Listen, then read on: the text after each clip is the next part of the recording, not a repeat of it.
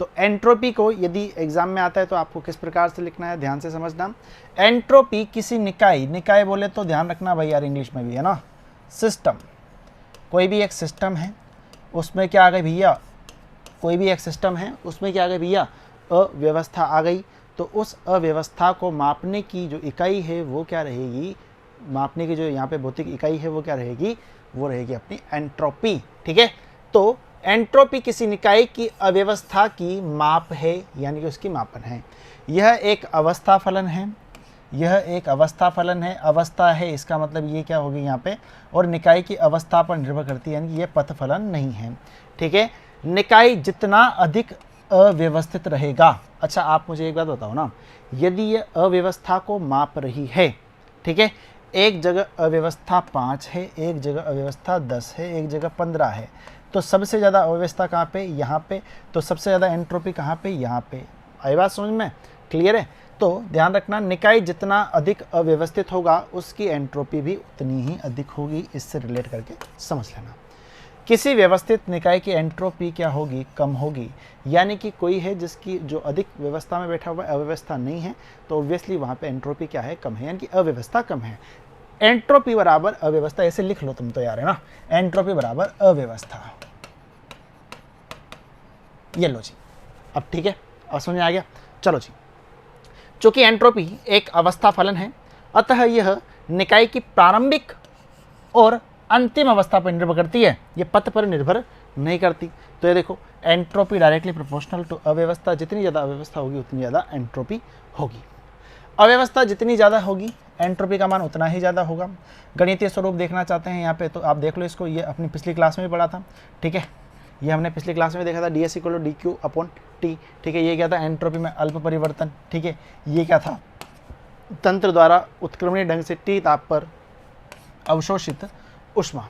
ठीक है, अच्छा, परिमित परिवर्तन के लिए ये चीज़ जानी थी हमने, पिछली क्लास में देख लिया ये सब, है ना, दोबारा से पढ़ने की जरूरत नहीं है।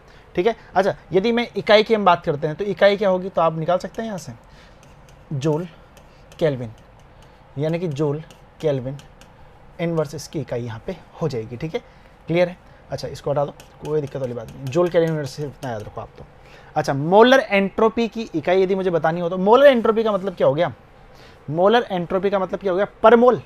ठीक है, जूल बटा केल्विन पर मोल, एक मोल के लिए निकालना तो क्या हो जाएगी, joule kelvin inverse mole inverse, joule kelvin inverse mole inverse, तो ये क्या हो जाएगी, joule kelvin inverse mole inverse.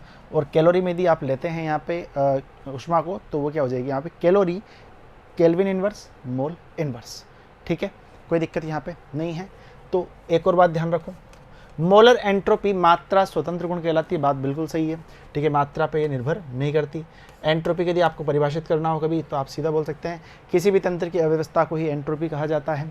ठीक है, अच्छा, अब इसको यदि एक छोटे से यहाँ पे एक आपने बचपन में एक गेम भी खेला होगा, ठीक है, लकड़ी खिलौने वाला, है ना, छोटे बच्चे जब लकड़ी के खिलौने से एक गेम खेलते हैं तो कुछ इस प्रकार का वहाँ पे दिखाई देता है। अच्छा, आप मुझे एक बात बताओ, यहाँ पे ये कुछ तरह एक डिब्बा यहाँ पे लगा हुआ है, ठीक है, और एक डिब्बा यहाँ पे मैंने लगाया हुआ है, यहाँ पे मैंने कुछ भी ऐसे ही लिख दिया X1A 3CYZ2B, ऐसे कुछ भी लिख दिया, मतलब अपनी मर्जी से, है ना। और एक तरफ मैंने लिखा यार, पहले वाले में मैंने पूरे अल्फ़ाबेट लिखे XYZ, दूसरे वाले में 1 2 3 लिखा, फिर यहाँ पे ABC लिखा। तो आप मुझे बताओ कि ज़्यादा अव्यवस्थित आपको कौन लग रहा है, तो आपका दिल से ही आंसर आ जाएगा सर ज़्यादा अव्यवस्थित ये लग रहा है। ठीक है, तो एंट्रोपी भी ज़्यादा इसी की होगी।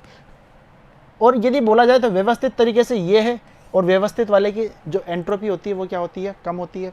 तो आई बात समझ में आप थोड़े तरीके से, क्या बोला मैंने, जो यहाँ पे ज़्यादा अव्यवस्थित होगा उसकी एंट्रोपी ज़्यादा होगी, जो कम अव्यवस्थित होगा यानी कि जो व्यवस्थित तरीके से बैठा होगा, तो वहाँ पे देखो ना, व्यवस्थित तरीके से ये देखने में भी अच्छा लग रहा है, XYZ 1 2 3 ABC।